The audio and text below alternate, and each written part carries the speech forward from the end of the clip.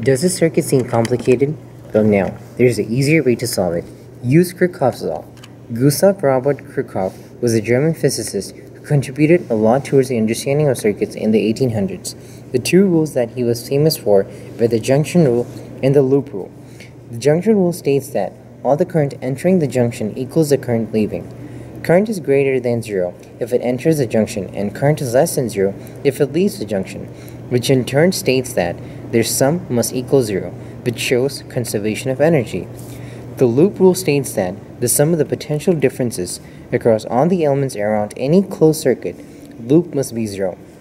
Let's say we have a circuit with 10 volts, and you go around the circuit in a loop through the resistors. The voltage turns out to be zero. The battery gives off energy into the system, and the resistors take it away. This shows that the conservation of energy because charge times voltage equals energy. This evidence supports a rule which proves that conservation of energy exists. The end.